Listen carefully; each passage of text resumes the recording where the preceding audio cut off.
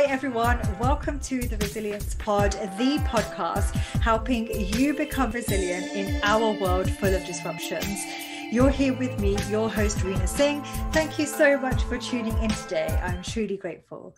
Today, we're talking and reflecting on the pandemic and what that has meant for us in the resilience industry with my next guest, who is a very special one, who is a multi-award winner, author, international speaker, trainer, coach with experiences in a multitude of sectors, covering multiple levels of executive roles, spanning over 35 years experience in different resilience industry domains. Wow, what better person to speak to about this topic than my next guest, Daman Sood from India. Hi Daman, how are you?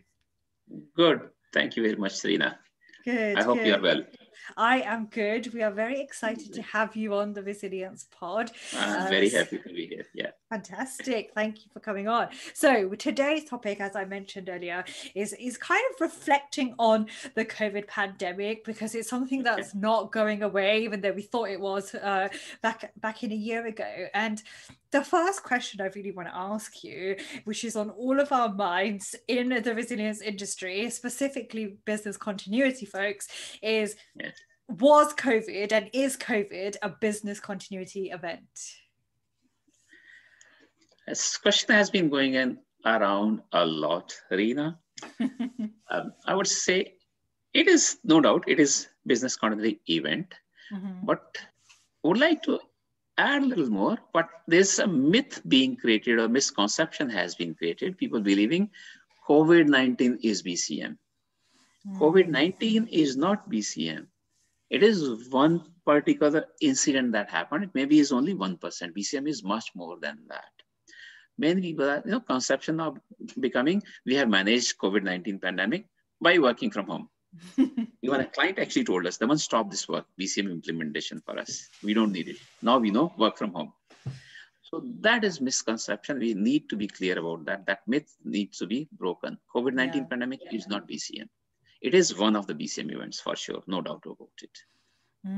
And it's really funny that you say that some organizations are saying, right, forget it now, we know what we're going to do. Surprising. I see, it's so true. And I think, oh, maybe it's just like some of the people that I'm speaking to, and it's only a handful of organizations, but it's quite interesting that you're seeing that too. And it's probably not a business continuity event. It's a small part of it. So that's really interesting. And if anybody has a challenge on that, we would like to hear, right, to see what what is it that you think it is. Exactly. So if you allow me to add a little more, what I'm saying is it was a different type of event. The last pandemic we saw about 11 years ago was swine flu, and that was different. COVID-19, no one in the world was prepared for COVID-19. This is what I would like to say. Even if we said 15 years of BCM journey, 10 years of BCM journey, even certification for 5, 10 or 15 years, no one in the world was prepared for COVID-19 pandemic the way it happened. The difference was that in my BC plan, if I had a BC plan, in my BC plan, I would have thought of pandemic would impact my people. That's what happens. So my backup resource, cross-skilled resource, documented procedures, ABC, succession planning, all those are the strategies for people missing. This time, people were not missing. We were lucky. We didn't fall sick. That's why we could work from home. So pandemic this time did not impact people. So what I mean to say is, millions of people are sick, have died also, but most of us have been lucky, right? Offices got locked down. That would never happen. We wouldn't have planned for office being locked because of pandemic. So this is how it was different. And when people are thinking we have worked and it's okay, this is going to be new norm, something like that, people could work from home because people were happy, healthy. This is what we have to understand clearly. Yeah, it's quite insightful, isn't it? And it's one of those things that we're probably still going to be talking about 5 years down the line, 10 years down the line. We do not know. Yes. Yeah, absolutely. And following on from that, so you alluded to earlier that some organizations, they stopped doing business continuity activities. Yes. Do we even need a BCM now? Because there's that view that, oh yeah, the pandemic's happened, we don't need it. So I would like you to specifically answer this and then talk to us about what you think the future of this discipline is. Good one. So I gave a phrase, a question I generated myself to talk about that. Is BCM dead? And the reason was, one, I'm saying a live case, client said, Daman, stop this work. But even before we reached that place, actually, I was talking to a group of risk heads, about 60 big companies, heads of risk management, and they would believe we are doing risk and we are happy, healthy. It was the beginning of COVID-19, right? So we had not, or they had not seen it fully yet. And then I had to talk to them and had to explain to them a little difference. Yes, both are close. Risk management and BCM are close, right? Go hand in hand. My way of saying is, wherever risk management stops or stopped, BCM will pick up from there and continue beyond that. So there is linkage for sure. They are not replacement to each other. They are complementary to each other. We do need BCM. BCM is not dead, cannot be dead. The future, my way of saying is, it's a journey from R to R, from risk to resilience, which is my current passion, actually, organizational resilience. And that is very big topic people have not understood. Yeah. So my journey from R to R, that's what the future I see, from risk to BCM to resilience, or I'm saying a journey from ERM to ERM. What used to be enterprise risk management has to be enterprise resilience management, according to me. And I'm actually looking forward to a new role in the corporates, in the organization, which would be CORO, C-O-R-O. Okay. Chief Organizational Resilience Officer. I do not know anyone yet in any organization, but I see that's the future. We need to move to organizational resilience. Yeah, and I guess business continuity is one element of that in the wider picture. Exactly. And so go back to your point, which I like, BCM is not dead. It's not. It's probably going to be enhanced, isn't it? And the need for that. I like that. Yes, it needs to be enhanced. Yes. Yeah, it's a tricky one because some organizations in this pandemic have fully embraced the need to it, and you've got a business case like that, like you click of a finger, like let's do it. On the other flip side, it's no, forget it, like we don't need it, we're going to get rid of all our continuity stuff. But in terms of reflections from this global pandemic and some of the lessons learned, and guys, there's hundreds of lessons learned out there. This is just a little chat with each other just to kind of reflect on it. The biggest thing that's happened in this pandemic is everybody's working from home. Right. I'm in my home, you're in your home. You know, and I keep seeing this all over the internet, like working from home, it's the new norm. But is it really the new norm? It's a big challenge, Reena. My personal views, which are based on personal experiences, as well as over 60 surveys that I've conducted in the last 9 months or so. Wow. And in all those surveys, one common question. During lockdown, are you eagerly, this is to be noted, are you eagerly looking forward to going back to office? Or if it's open now, so I'm changing the question, were you, during lockdown, were you eagerly looking forward to going back to office? Guess what? 45 to 55% people saying yes to that question. Yes, eagerly looking forward to going back to office. Average is 50. So one could say, the month 50 are saying, okay to work from home.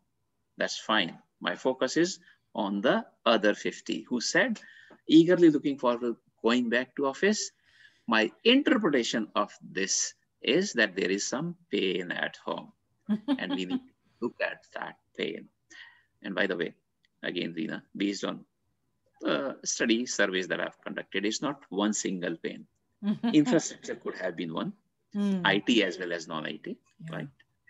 But in the past, many of us, many organizations would have said work from home. It was not new. Once in a week, once in a month, I used to work from home, right? So many of us were used to this term, right? But now I'm working from home for long, daily. There is a huge difference in this. IT is the easiest portion in that.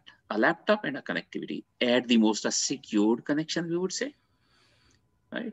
We know in the world, different countries, some studies have come out, some are not out yet, that number of home violence have gone up.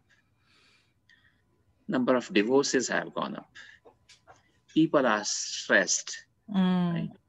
But we don't want to admit, we don't want to say. Even I may not like to say I'm stressed. You know, we feel shy of this, that the money is stressed. Yeah.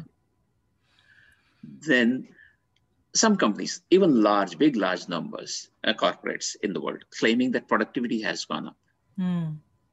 Serious look required on that. My productivity has not gone up necessarily. My output has increased because I'm not working 8 hours anymore. I'm working 9, 10, 20 hours perhaps. People are saying work-life balance. I'm happy. I'm able to spend more time with family. Think again, please step back and think again. If we admit, in the past, we would have said work from home for work-life balance. In my studies, one of the biggest pain, people are saying work-life imbalance, not work-life balance, work-life imbalance. Some people are just saying, I'm missing the office infrastructure environment. Then there are different age groups. Some people have spent 15 years in the corporate. I have spent 35 years, right? Some people have spent 5 years, but they are young generation also. All countries would have. Some countries, if you think of India, there's lot more, large number of the young workforce who have not seen the corporate world. They wanted to see the corporate world and they can't go to office. They are stressed. Yeah. So these are multiple points. Okay. Number of divorces, I said, have gone up. Then people saying we're spending more time with family, but I'm spending 14 hours on laptop. So I'm actually taking family's time. I have done about 60 small to big, medium, large size of certifications in last 10 months. Many courses. Every day we have 1, 2, 3 webinars. All of us are attending those. Yeah. How am I attending those? Out of office hours? Then I'm not honest to my office. Or out of office hours, that means I'm taking family's time. We need to admit this and we need to understand. There are many pains. I'm repeating, IT is easiest portion. How many people do we have? That's what we have to think. My company says Daman work from home. Oh, but there may be spouse also working from home if he or she is working.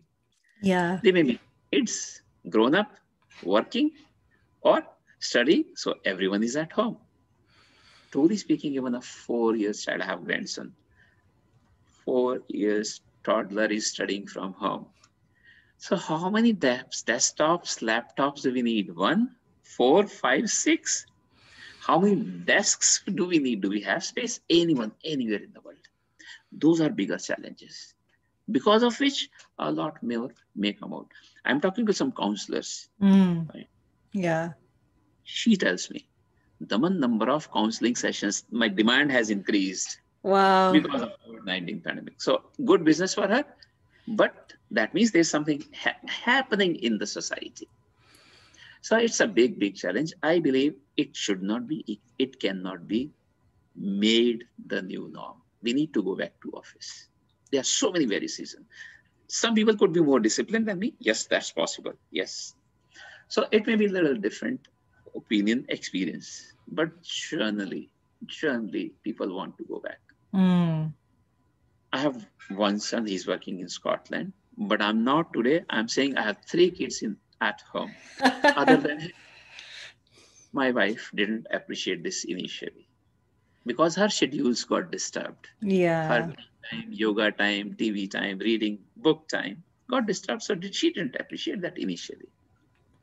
Then this 4 years old grandson, he comes so excited to meet me, and I show hand to him. Hold on, please. I'm on job. I feel guilty. Yeah. What impression am I leaving on that 4 years old child? It's because of COVID-19, because I'm working from home. Mm. And the third kid I say is my mother, who is 90 years old. She doesn't understand lockdown and work from home. She believes we are on strike. I'm not going to office. I'm protesting. She keeps asking me, when are you going to give up on this strike? When are you going to go back to office? A long list, Reena. And I'll be happy to talk to anyone or share my findings based on my surveys. Anyone who is interested in looking into. Yeah.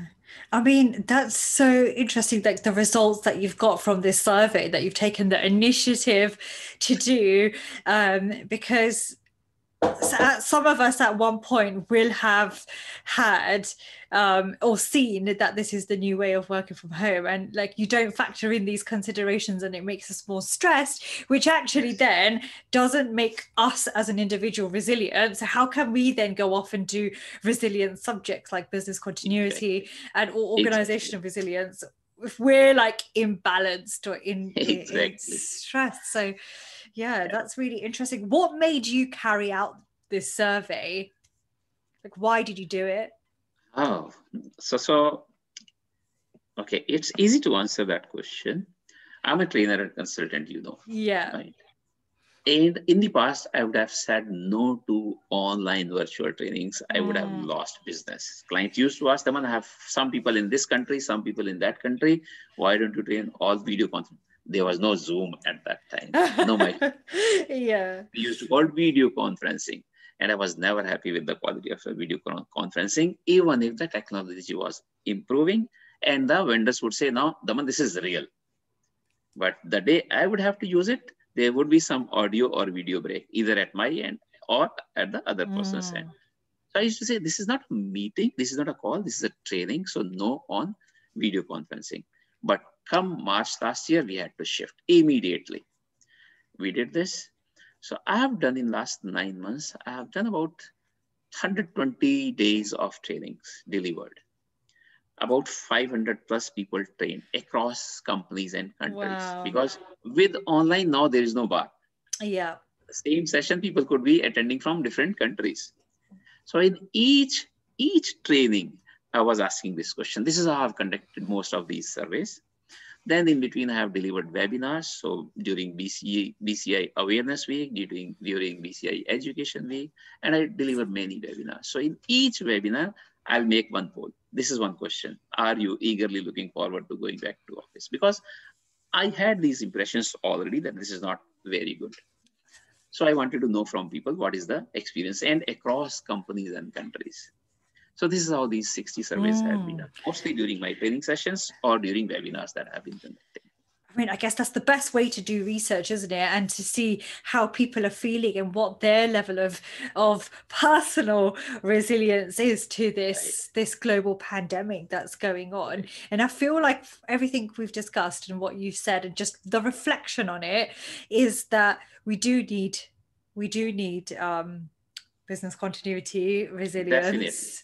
Definitely. We need a balance, and that can't be whatever that might be for the individual. It could be home or work, but we need that. The office is probably here to stay in the future, really, and so much more. So so much more. People are not asking. People do not speak. We are human beings. We know. I'm not a psychologist. But I claim that I understand human psychology a lot. We have something in my heart, in my mind, but I don't speak, I don't ask questions. It's a difficult time. Companies are also going through difficult times. Some people have lost their bonuses, no bonuses, salary delays, salary cuts, no salaries, finally layoffs also. How do I ask a question? I'm scared. In the past, when we would work from home, there were many companies had that concept already. If I would work from home, I would be paid extra compensation because company saves, so company shares a portion. Now I'm working from home. Shall I get paid more? Yes or no? Oh, why is this? If you want to say guts to ask this question, if the man asks, the man is shown the door. So the man doesn't ask. That doesn't mean the man doesn't have this question in mind. So this is what we need to know. I keep saying it's all about people. IT and building is very easy. Switch off, switch on. We cannot switch off and switch on people. We need to go a little deep into people issue. Absolutely. I just love that last bit that you said. All the systems and processes, they're logical, but people are emotional, aren't they? Yeah, emotional, simple. Yes. So it's a asking really one more good question. Yeah. And I do not have this answer yet. Yeah. I'm asking, I'm answer. That question is, have you really, any organization, done a real assessment of the impact of COVID-19, even if 10 months gone? Formal assessment, which would be revenue. And many companies perhaps would be able to say yes. But what is that amount? Everyone says this is confidential, so not known to anyone. But other than revenue, I'm saying there is emotional impact. Who has done that emotional impact assessment? This answer is not coming out yet. I'm looking forward to that study also. Yeah, and you know what? That's a really good point, and something that if you are listening to the audience or watching us, why don't we go back to our organizations and ask that question? How are we measuring it? Yes, we're always going to do it in terms of financial because that's business sense. But what about our people? Like putting on a couple of webinars just to promote well-being it doesn't tick the box for people's emotion. That's only a part of it. So I think brilliant question. We need to go away. And I'm going to ask my employers this question. And more than BCM professionals demand increasing. I feel those counselors, emotional counselors, their demand has to increase in the world. There should be more need of emotional counselors. Yeah. If we didn't have any in the office, we need to have one. If we had one, we need to have two. If we had two, we need to have four. I believe that has to be the way forward. Do you know what was interesting about that is that in traditional pandemic plans rather than business continuity plans, you traditionally would have someone who's looking at the emotional side of it, like a psychologist, to talk about a pandemic event. So actually, how many organizations actually had a pandemic plan and then looked at the psychological welfare of their organization, and have they doubled that? Yeah, this is so interesting, Reena. In the past, some organizations would say, I would say most organizations perhaps would say, we have a counselor in the office. We need counseling. When? Once in a year, when those increments and promotions results are declared, some people would need counseling. This is not that counselor we are talking about now. It's a different counselor and more in number. People need to talk. And we need to listen to people. Yeah. And just funny enough, on that point, I don't know if it's going to be an answer for us, but just like off the cuff when we're talking about this, those counselors, they're going to need counseling too, because they're going through this pandemic as well. So how do we measure that, and how do we know that they're in that? If I'm a counselor, am I in that right frame of mind? Because I'm dealing with the pandemic too. Yes. So that's really interesting. And then we hear a little more. Some people continue to work from home, from office, sorry. They were allowed essential services, power, water, utility, hospitals, police, they had to be in office, right? Now there's a difference being created.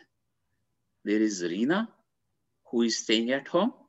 There is Daman, who is going to office. Oh my God. Now there's a difference between she and me. Is anyone asking me any question about me? What do I feel about this? I have to go to office and work from office. Is my life not important? That's the feeling I may be getting. Yeah. This is a huge challenge. Emotional assessment. Yeah. And I think I definitely know that some organizations are considering this by asking their people, their staff, like, how do you feel? Do you want to go in the office? Do you not? Right. Do you want flexible working? And flexible working Right. in the real terms, not one day a week or like half a day, but at what percentage, and it's Yes. and then actually listening to that and then changing it for the better. So Right. very valid questions, and I think we all need to go away and think about like where we're working and saying, are we being Yes. asked those questions? And then if you're in that position where you are responsible for people, Exactly. have you asked that question? Have you asked that question? And it's a difficult question. I Do you agree. understand? I'm not saying all these are easy questions. No, I'm they're saying not. these are difficult questions, but it's time for us to ask these difficult questions and answer these difficult questions. As VC managers or as top management leadership, we need to attempt to answer these difficult questions. Indeed, we do. Well, thank you so much, Daman, for sharing a bit of your insights. There's so much more we could talk about, but in this short episode, it's really great to kind of hear some of I'm your happy. thoughts. Thank you very much who initiated this with me. Thank you No very much. problem. Any final thoughts for our listeners or viewers from you? So once again, I'll say people issue. When I teach, if I teach 1 day course on BCM, at least 10 times I would have made this statement. It's all about people. Building IT is very easy. So let's start thinking deeply into that. Admit that we have a challenge. If we do not admit, then there's no possibility of a solution. Mm-hmm. I admit, and I still may not have a solution. Nothing comes free in this world, right? I want to resolve a challenge. There is going to be some cost. It may be effort only. It may be money also. So nothing comes free in this world. So I may say, okay, I don't want to invest that much, but at least it's known to me. I have admitted that I have a risk at hand, a challenge at hand. So that's what we should attempt. No one is perfect in this world. No one is perfect in this world. There's always possibility of improvement. So we should look forward to that improvement. And most likely from a risk to resilience. A risk, BCM, resilience, all are required. I'm not saying resilience is more important, but again, we'll talk some other day. The scope is huge for organizational resilience. Scope is huge. Yeah. Along with BCM and risk and crisis and ITDR, all still required. Information security, cyber security, all still required. But perhaps we wouldn't have thought in the past that even employee engagement, client satisfaction, those are also part of organizational resilience. So that's what I mean to say. This is way forward towards moving towards organizational resilience. Thank you so much for sharing that final thoughts and reflecting on this big incident that has happened to us, the COVID pandemic. It's safe to say that it's an exciting time to be in this industry for us as professionals, and that it is very much needed. But there's other considerations like your people. Please, if you take anything away, take that away. So Daman, thank you so much for coming on the Resilience Pod. If people want to connect with you or find out more, where can they do so and how? They can find me on LinkedIn. Okay, easily. Perfect. They can write to me. Yes, my email ID also is available there. But otherwise, quickly, Delhi, Bombay, Delhi, DBD Sood @hotmail.com. It's easy. Perfect. Well, thank you once again. Happy. Thank you once again, Daman, for sharing your insights. Another one of our international guests, guys. So thank you very much. And thank you to each and every one of you who has tuned in today, whether you are watching us or you are listening. I'm truly grateful. If you liked this episode or you want to challenge things or put your own comments, let us know in the comments below. Like it. Come and join me, Reena Singh, on the Resilience Pod podcast page on LinkedIn and on Instagram @Resilience Pod. Also, if you want to have first dibs on all content, then come and subscribe on the resiliencepod.com website. So until next time, this is me, your host, Reena Singh, with Daman Sood, saying bye and keep on investing in your resilience. Great.